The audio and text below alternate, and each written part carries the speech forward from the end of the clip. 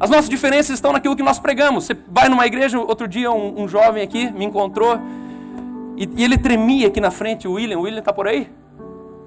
O William é um missionário elder entre os mormons, cresceu naquele contexto, pela Ásia, batendo de porta em porta, e ele chegou tremendo e falou: pastor, o que vocês estão falando aqui, cara? Porque eu achava que eu tinha me convertido ao cristianismo. Só que o que você pregou nessa igreja aqui, na outra igreja que eu me converti, eles pregam o contrário. E aí eu fiquei na saia justa. Falei: desculpa, irmão, mas tudo que eu preguei hoje, você está carregando e levando embora para casa nessa Bíblia preta que está junto com você. As nossas semelhanças são o que nós fazemos: cantamos, oramos, temos videozinhos bacanas, temos flyers, fazemos noite do chocolate, graças a Deus não fazemos mais. Noite do sorvete, noite do pijama, noite do casal de namorado, noite do não sei o quê, noite. E as nossas semelhanças é naquilo que a gente faz. Mas quando a gente prega, aí a gente se estranha. Então a gente não fala sobre isso. Mas eu sonho uma igreja, uma geração, que a nossa semelhança vai estar naquilo que a gente prega. E as nossas diferenças vão estar naquilo que a gente faz. Eu vi lá no Rio Grande do Sul, o pessoal na frente ali. Rapaz, foi a cena assim mais transcultural que eu já assisti na minha vida. E tá tudo certo, não tem nada de errado com isso. Se o cara culto com luz acesa, para enxergar bem as pessoas, glória a Deus. Desde que aquilo que você pregue faça sentido com o que nós entendemos. Porque nós estamos lendo o mesmo livro. Se eu estou pregando alguma coisa que não está nesse livro, sacado. Jesus, ou melhor, Paulo, em um certo momento, ele diz o seguinte. Vamos ver se vai me abrir aqui. Mas Paulo, ele recomenda a Tito. É pesada, mas eu leio isso e falo: cara, Paulão, deixa comigo. A luta continua. E Tito diz assim, Paulo diz para Tito: é necessário que eles, pois estão arruinando igrejas inteiras, famílias inteiras, ensinando coisas que não devem, e tudo por ganância. Mas eu quero te convidar para você se levantar no nosso país e fazer com que sejam silenciados aqueles que estão arruinando a nossa igreja. A nossa igreja é quadrangular. A nossa igreja é Assembleia de São. A nossa igreja é mundial do poder de Deus. A nossa igreja é universal do reino de Deus, porque tem um dizer lá muito especial: Jesus Cristo é o Senhor. E se essa igreja é minha, aqueles irmãos são meus. E se tem autonomia, tenho direito e tenho legalidade. E nós vamos silenciar a voz daqueles que pregam por ganância, arruinando famílias inteiras. Você sabe o que eu estou dizendo aqui? A gente hoje é uma classe e a gente se encontrou num oásis e está falando assim: o que a gente pode fazer para mudar? Porque ficar na internet falando, xingando, é fácil. Mas um dia eu me peguei fazendo isso, falei: ou a gente faz alguma coisa, ou a gente estando, sem tirar o traseiro da cadeira. E é isso que existe a igreja no cinema. E hoje eu gostaria de falar sobre levanta, mata e come. Quando fala assim, levanta... Sabe aquele negócio? Que filme que você já imagina? Se fosse esse tema, levanta, mata e come. Você imagina ali um drama romântico? Stallone. É filme de quê? De comédia? Levanta, mata e come. Pode ser.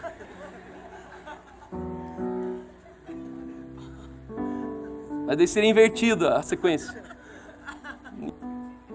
Mas é um filme de ação. É um filme que o bicho pega. Levanta, mata e come. E aí o cara termina comendo assim as orelhas do morto. Canibalismo. Eu gostaria que você me acompanhasse. Eu vou falar sobre 2 histórias hoje. E essa mensagem nessa manhã, você vai se perder no meio da história. São 2 histórias. São 2 enigmas. Quantos aqui gostam de enigmas? Eu sou ruim pra caramba em enigma.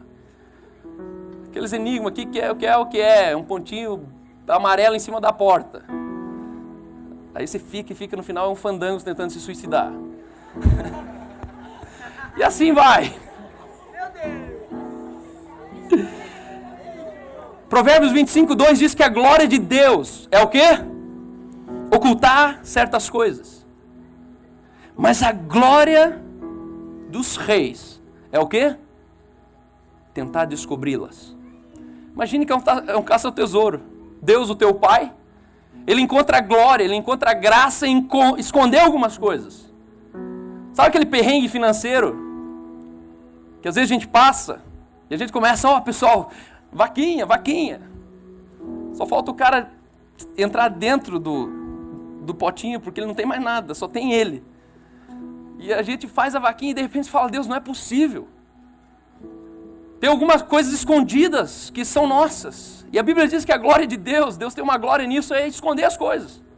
Amanhã, a tua glória, a minha glória, feitos reis sacerdotes, é desvendá-las.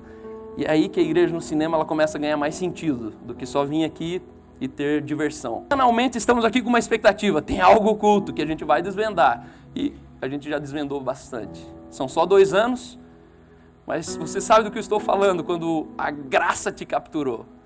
Quando você entende a misericórdia de Deus, quando fala de graça. Mas além da misericórdia, Ele te estendeu a graça.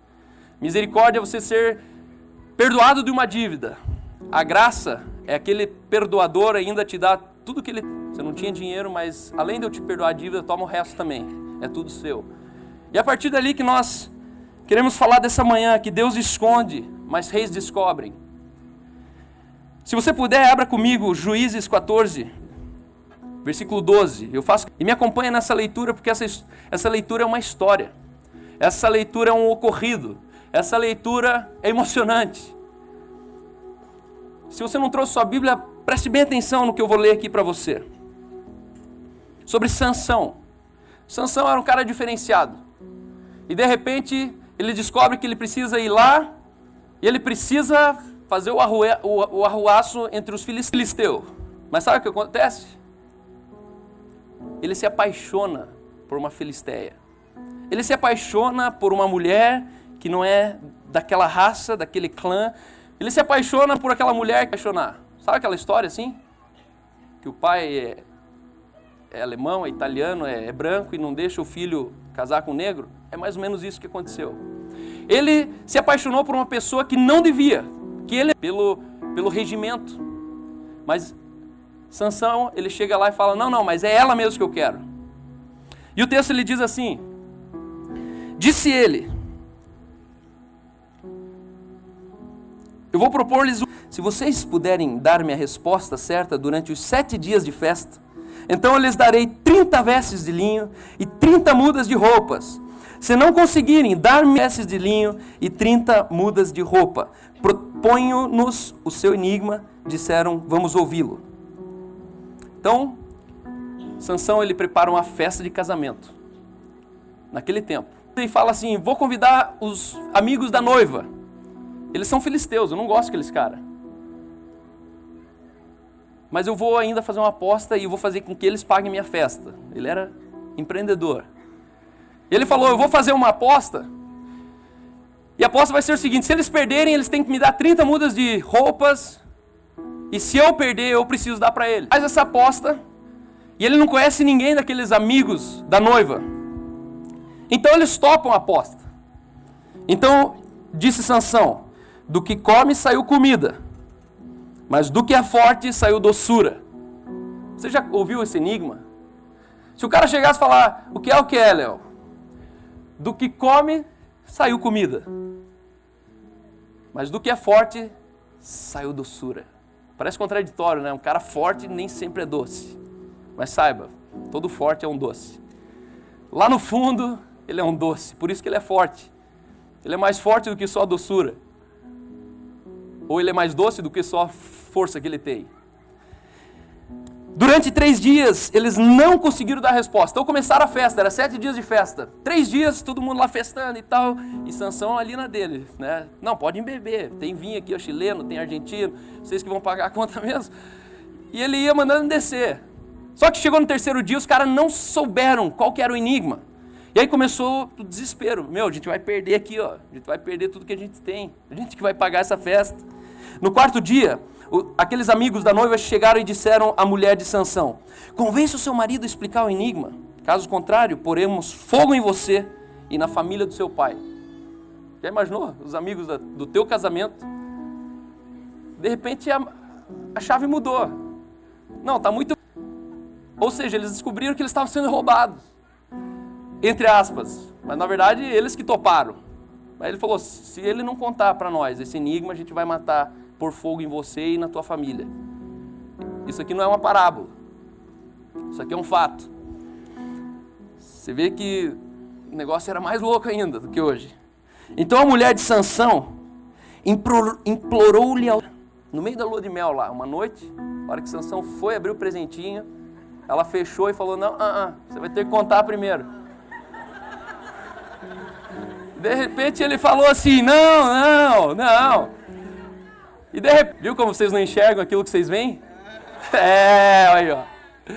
Vocês rapidamente viram alguma coisa que eu nem expus aqui para vocês. Então, a mulher sabe fazer muito bem essa parte. Você não me ama. Você me deu ao meu povo um enigma, mas não me contou a resposta.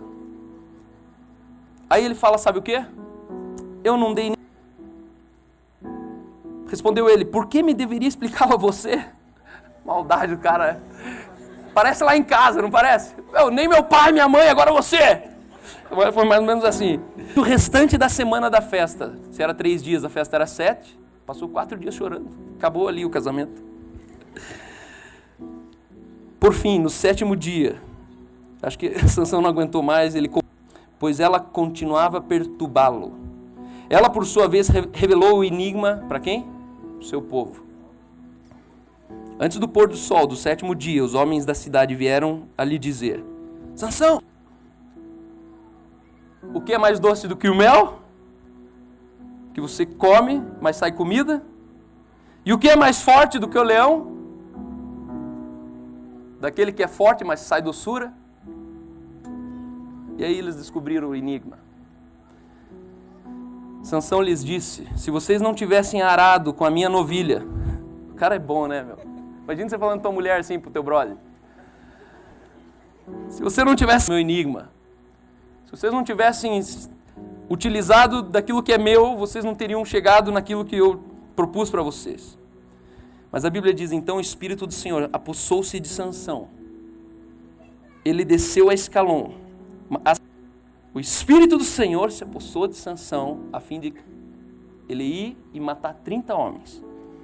Pegou as suas roupas e deu-lhes aos que tinham explicado o enigma. Depois, enfurecido, foi para Sansão, foi dado ao amigo que tinha sido o acompanhante dele no casamento. Quantos conheciam essa história na Bíblia? Só eu que não? Rapaz, está na Bíblia a vida inteira, mas eu não lembro dessa história.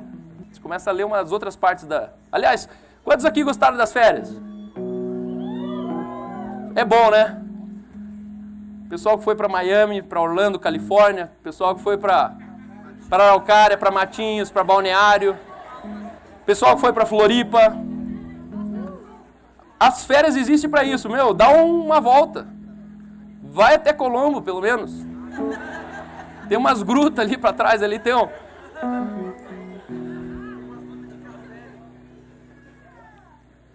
Não vou perguntar quantos se desviaram nesse mês, mas que bom que você está de volta.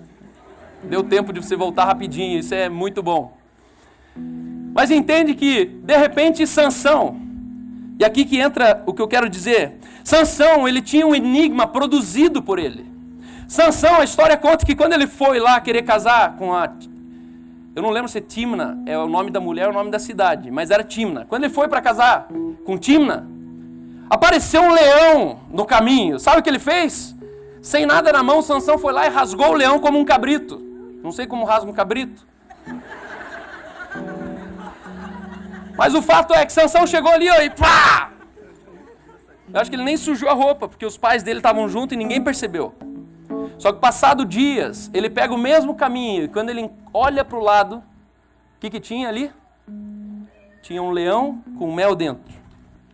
Sansão chega ali, pega o mel e continua o caminho comendo mel. No meio do mato, de repente tem uma mangueira, você vai lá, pega uma manga e continua mais feliz ainda, parece gasolina.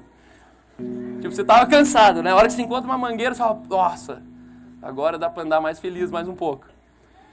E ele leva aquele mel e ele faz esse enigma com o povo. Só que o fato é que o enigma produzido, Ninguém tem a resposta. Ele morre em você. Mas agora a Bíblia fala sobre um segundo enigma. Eu sei que tem... Eu vou falar sobre o segundo. Agora, comercial. Solta a Globeleza aí. Não, brincadeira. Vocês já vão ver a Globeleza. Não hoje? Então tá bom. Agora volta para o segundo capítulo. Atos 10, versículo 10. Até versículo 22. Acompanha comigo. Pegaram a primeira história lá? Lembraram como é que eram os detalhes? Quem chifrou quem? Segunda enigma é de Pedro. Atos 10, 22. Tendo fome, queria comer. Enquanto a refeição estava sendo preparado, caiu em êxtase. Viu o céu aberto e algo semelhante a Era um grande objeto, como se fosse um grande lençol, o qual era baixado à terra pelas 4 pontas, contendo toda sorte de quadrúpedes, répteis da terra e aves do céu. E ouviu-se uma voz que se dirigia a ele. Pedro, levante, mate e coma. Imagine que Pedro, almoço, a mulher estava demorando para terminar o almoço. Conheço essa história também. Só que em vez de ele orar, eu vou lá para o Mac. Pego o iPhone e fico ali perdendo tempo. Mas a Bíblia diz que Pedro foi. E quando ele foi orar, ele caiu num êxtase. Ele teve ali uma experiência transcendente, sem usar nada. Imagine se ele usasse. Mas de repente, naquele êxtase, amarrado pelas 4 pontas. E aquele lençol gigante, ele desce, e quando ele desce, ele enxerga ali toda espécie de quadrúpedes, de répteis, e toda espécie de aves. Aquela voz diz assim: Pedro, tá vendo tudo isso aí? Vai lá, levanta, mata e come. Por quê? Porque era a hora do almoço. Está com fome? Está aqui o teu alimento. Vai lá, se alimenta disso. De modo nenhum, Senhor, porque jamais comi coisa alguma, comum e imunda. Parece alguém que eu conheço. Sabe quando você vai no restaurante, o cara, não, eu não toco nisso aí. Não, eu não bebo isso aí. Não, eu não como se for de porco. Você já foi com... Não vou falar.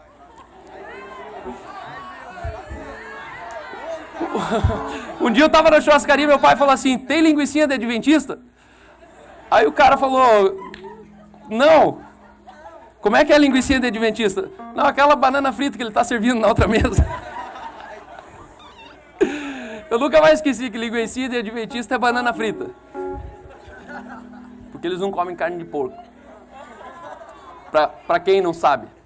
Então não estou falando de adventista, estou falando de banana e carne de porco.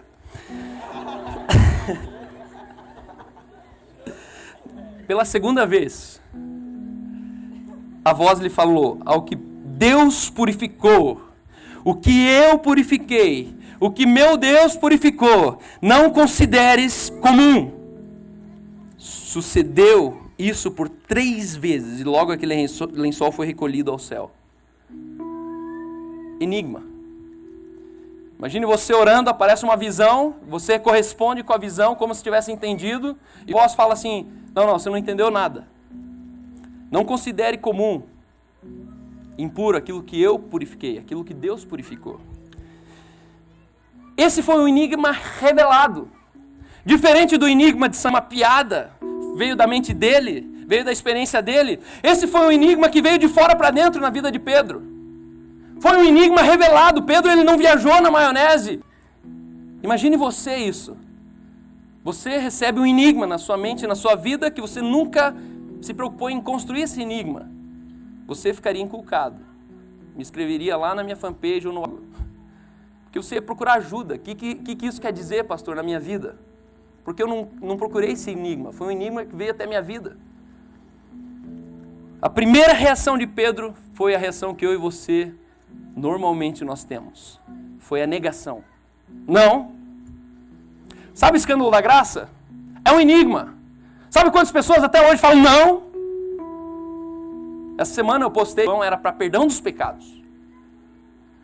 Se eu preciso de arrependimento para os meus pecados serem perdoados, eu estou dizendo que nosso pecado não foi perdoado, eu me torno um impostor.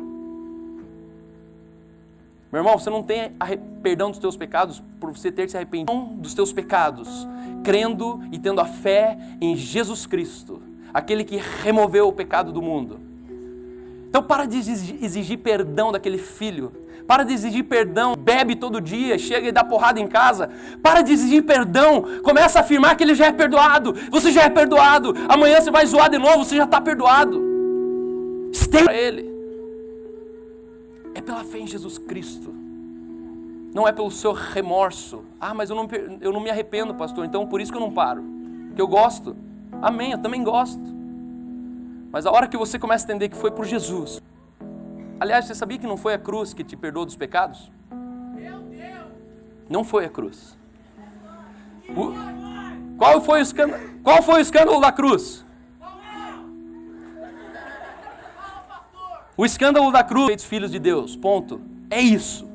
Para que Jesus foi crucificado? Por quê? Porque ele se anunciou filho de Deus, e pela lei ninguém pode ser filho. Mas quando João estava batendo, de repente ele falou assim, está vindo aquele. Eu prego um batismo de arrependimento nas águas para perdão dos pecados. Mas virá aquele que eu não sou digno de desatar ele. Vos batizará com água, com espírito e fogo. E naquele momento ele diz, e esse será o Cordeiro de Deus que tira o pecado do mundo. O batismo de Jesus para mim significa que Jesus ele entra na água. E quando ele entra na água, todos os pecados da humanidade, eles são colocados diante de um altar. João era um sumo sacerdote. E de repente João, quando ele batizava, ele tinha autoridade no altar. E quando Jesus chega, Jesus não tem pecado, mas por que ele precisa se batizar? Porque ele foi batizado a fim de que a justiça se cumprisse. E essa justiça significa que ele pegou todo o pecado da humanidade e ele coloca sobre aquele altar. E quando Jesus ele é batizado, logo o pecado é batizado junto. E a Bíblia diz, esse é o Cordeiro de Deus que tira o pecado do mundo. Foi no seu batismo, foi no batismo, não foi na cruz, foi no batismo. Por isso tantas coisas aconteceram já naqueles 3 anos. Porque se fosse só depois da cruz, tudo aquilo que aconteceu em 3 anos não podia acontecer por causa do pecado. Mas foi naquele momento onde ele se batiza. Ele sepulta o pecado da humanidade. Ele perdoa o pecado da humanidade. Ele tira o pecado do mundo. Aquele pecado que te matava, aquele que era um aguilhão, aquele que gerava a morte. Mas vamos continuar aqui. A interpretação na primeira impressão estava equivocada. Pedro negou. Mas a voz, ela retorna e 3 vezes essa voz, ela repete a mesma coisa. Pedro, você não entendeu nada. Parece que Pedro era meio igual eu e você, né? Precisava falar 3 vezes. Tudo era 3 vezes. O galo vai aqui, Pedro 3 vezes ele teimou. E a voz falou 3 vezes. E de repente a história conta que enquanto Pedro estava perplexo sobre o qual seria o significado da visão de Cornélio, tendo perguntado pela casa de Simão, pararam junto à porta e chamando, indagavam se estavam ali hospedados Simão, por sobrenome Pedro. Enquanto meditava Pedro acerca da visão, olha isso, disse-lhe o Espírito, que te procuram. Levanta-te, pois, desce e vai com eles, nada duvidando, porque eu lhes enviei. E descendo Pedro para junto dos homens, disse, a quem me tendes? Sou eu a que buscais? A que vieste? Então disseram, o centurião Cornélio, homem reto e temente a Deus, e tendo bom testemunho de toda a nação judaica, foi instruído por um santo anjo para chamar-te à sua casa e ouvir as tuas palavras. Sabe para onde Cornélio estava chamando Pedro? Para uma casa cheia de gentio, e Pedro era judeu. Assim como Sansão não se misturava com os filisteus, assim Pedro judeu não podia se misturar com gentio. Autoridade com os judeus. E eu não tenho certeza se ele não era judeu ou era judeu, Cornélio. Ele fala assim, ó, vai naquela casa, pega aquele cara, tem um cara lá chamado Pedro, traz ele aqui dentro. E os caras vão ali na esquina, gona atrás da orelha, porque ele tem um enigma na cabeça. Ele estava orando, ele está com aquela visão. E de repente, o enigma que estava com Pedro, ele descobre que a revelação daquele enigma estava com outro povo, estava com os gentios. Era uma resposta externa de outro povo, de outra cultura, de outra expertise. E qual era a resposta? O que significa levanta, mata e come? Pedro sai e vai com eles, pois convidando-os para entrar, hospedou-os. Então Pedro ele chama para dentro, escuta eles, e no dia seguinte levantou-se e partiu com eles. Estavam em Jope, são gentios, foram em sua companhia. No dia imediato entrou em Cesareia. Cornélio estava esperando por ele, tendo reunido ali seus parentes e amigos íntimos. Reuniu a favela inteira. Reuniu o baile funk. Eram filisteus, eram gentios naquele tempo. Era gente desprezada. Era gente que não tinha faculdade. Era gente que não frequentava a sinagoga. Era gente desletrada, iletrada. E de repente Pedro ele olha e fala, eu tenho que entrar nesse baile. E aconteceu que indo Pedro a entrar, lhe saiu Cornélio ao encontro. E prostrando aos pés o adorou. Mas Pedro o levantou dizendo, ergue-te, que eu também sou homem. E falando com ele entrou. A quem se dirigiu dizendo, vós bem sabeis que é proibido um judeu ajuntar-se ou mesmo aproximar-se a alguém de outra raça. E aqui está a revelação do enigma. Mas Deus me demonstrou que a nenhum homem considerasse comum ou imundo.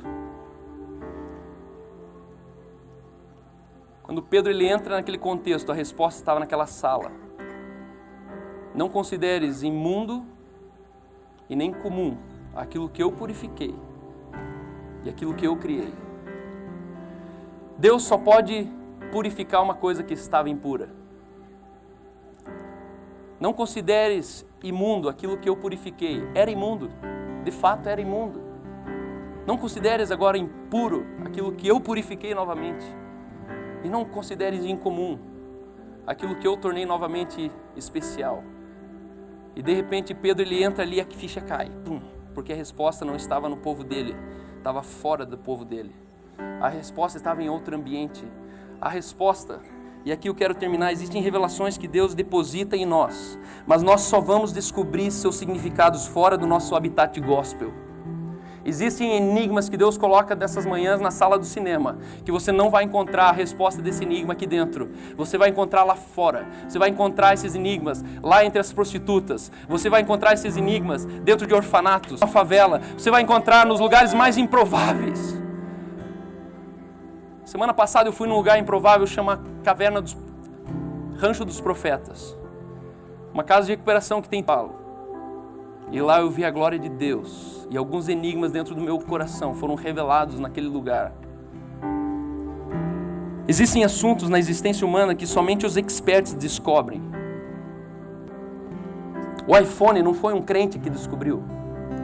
Muitas experiências, as coisas grandes que já aconteceram no mundo, eu sempre me perguntava, mas como que alguém que não é crente?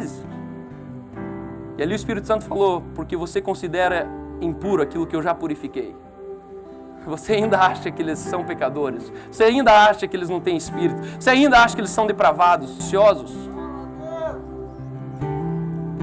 Tecnologias, teorias, experimentos, descobertas revolucionárias. Mas somente nós vamos ter as respostas. Pede um porquê.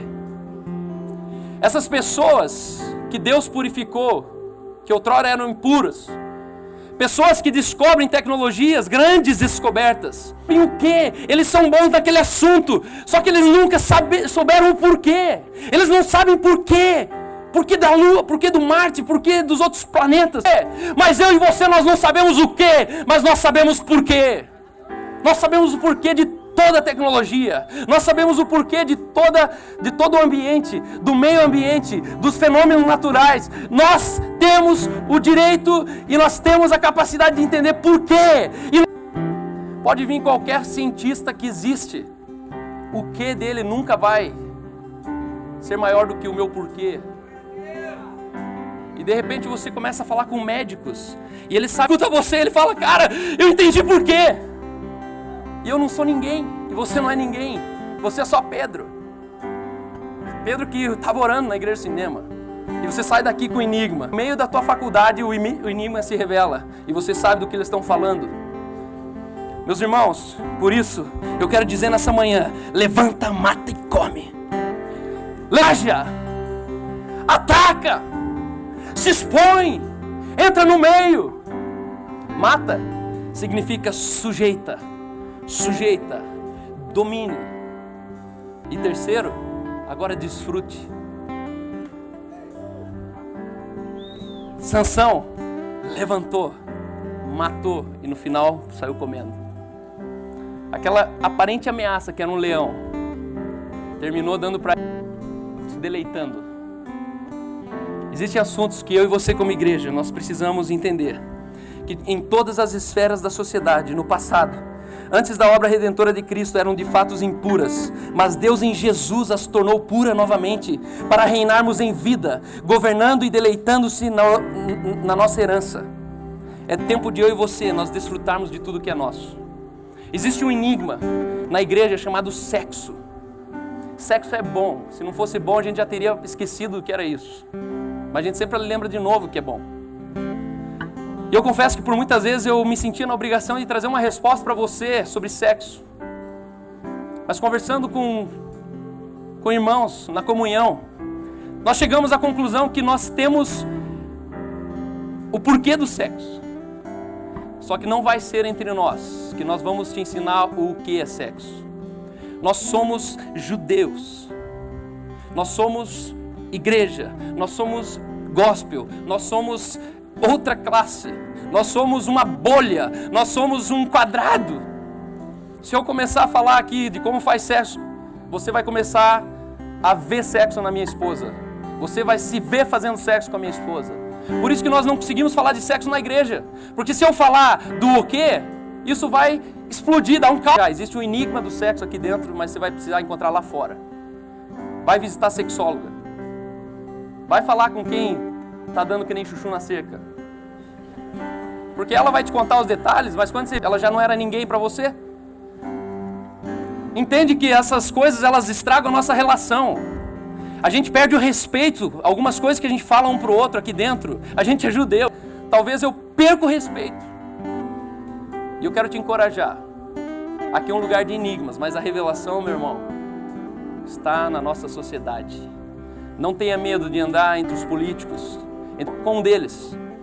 Porque quem olha o exterior sempre vai lembrar que Jesus nasceu de uma mãe solteira, criado na favela, criado pelo padrasto.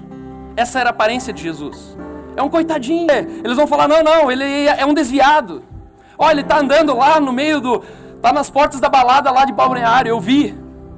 Ele está andando com aquela molecada do prédio. Meu irmão, tem um enigma dentro de você, mas ele só vai se revelar no meio daquele povo. Vai para o meio do povo.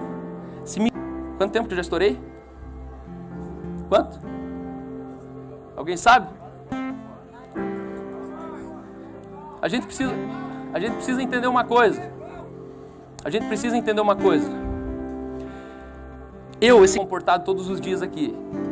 Mas se existe um cara que era para ser compulsivo por sexo, um cara que era para entender de todas as drogas, se existe um cara que era para odiar tudo quanto tipo de polícia, se existe um tipo de tráfico que existe nessa cidade, no Nossa Senhora da Luz, no Osternac, na Inferninho, no Piraquara, no Capanema, Colombo, era eu.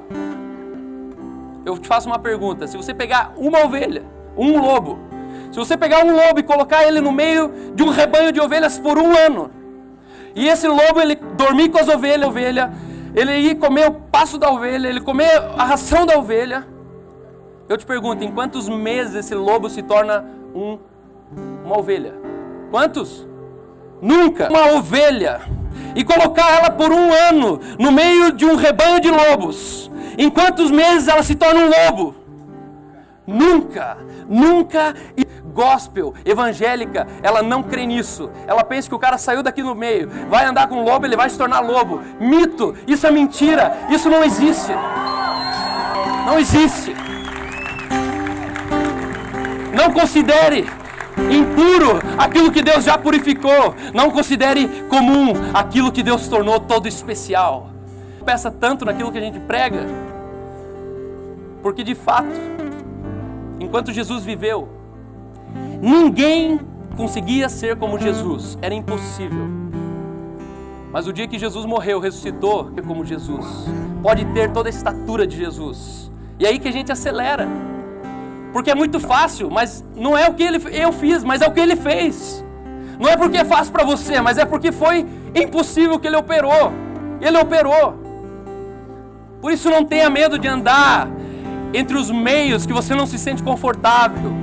Não tenha medo de falar de sexo na faculdade. Não tenha medo de falar tecnologia na faculdade. Não tenha medo de subir nos palanques da cidade e você se manifestar ali como um cidadão. Não tenha medo de participar de protestos. Não tenha medo de estar lá no meio de publicanos, de pecadores, porque é lá que Deus tem uma expectativa que eu e você nós estamos.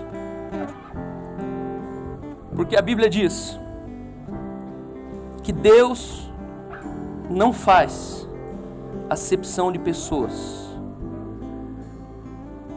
Nós vivemos um cristianismo do puro e do impuro. Temos segregado a sociedade em diversas classes. Fazemos culturalmente, não é a tua intenção, mas você faz isso. Acepção de pessoas. E Deus não se agrada disso. Porque nem Ele, sendo Deus, não faz mais. Deus purificou o mundo. Deus ressuscitou Jesus para reconciliar consigo mesmo o mundo. O mundo está justificado. O mundo é puro. A fé é a certeza das coisas que se esperam, convicção das que eu não vejo. Mas é pela fé que nós entendemos que o universo foi criado. É pela fé que Moisés abriu o Mar Vermelho. É pela fé que Jesus saiu do túmulo. É pela fé que você vai chegar e vai ver a tua faculdade inteira justa, tua faculdade inteira pura, tua faculdade inteira santa. Mas ela é santa quando você está lá no meio. Então para de ser um crente dentro da sala de aula e começa a ser um universitário relevante. Começa a ser um gerente que é cabeça e não cauda dentro de uma empresa. Mas não seja crente naquela empresa. Não seja judeu onde você está. Não usurpe da sua identidade celestial para dar carteirada na vida dos outros, para apontar o erro dos outros, para julgar os outros. Deus não nos constituiu juiz sobre a vida de ninguém. E é nessa dimensão que eu quero chamar você em 2016 na Igreja do Cinema. Aqui cabe todo mundo.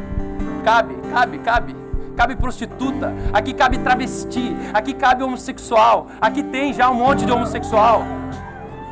Só que não interessa o que você faz, eu estou aqui para te dizer um porquê. Eu tenho um porquê sobre a sua vida. Porque se homossexual fizesse mal, eu teria virado um boiola dentro de casa. Eu fui assediado por vários travestis homossexuais que moravam lá na minha casa e dormiam comigo de noite. Porque eles tinham um demônio e eu era obreiro da casa e eu tinha que expulsar os demônios dele. E quando eu lembro do Fabiano, de repente 3 horas da manhã ele falava "Ah!" E ele saía correndo. E ele corria 100 metros do portão e a gente tinha que tirar o sapato e sair de pé descalço.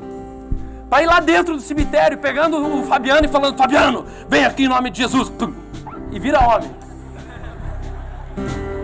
Mas dava um colapso nele. O Fabiano, ele era um homossexual incrível. Porque ele era puro. Mesmo que a vida estragou com ele. Eu me lembro um dia que ele falou assim, um dia eu estava no ponto, de repente parou um senhorzinho assim. Daí o senhor falou assim, quanto que é para chupar esses peitos? Aí ele falou, 50. Aí o senhorzinho pegou e mostrou o 50, ele pegou o 50, tirou as 2 camisinhas com água e falou, leva pra chupar em casa.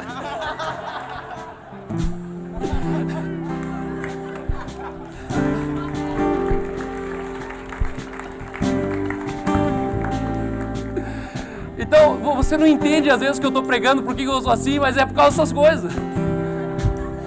Eu tinha 4 anos de idade e meu pai começou a colocar as pessoas pra dentro de casa. Eu cresci lá, eu dormia com eles, eu usava a mesa privada com eles, tinha que limpar às vezes. Um bando de gente porca. E eu era para ser porco. Se uma ovelha vira lobo no meio dos lobos, eu era para ser lobo. Mas eu nunca fui lobo, eu nunca fui. Porque um dia eu conheci Jesus. Não era um cristianismo judaico que meu pai me ensinou. Aliás, tudo que eu faço, entre eu e meu pai, ele é judeu, eu sou gentil. Não tem relação.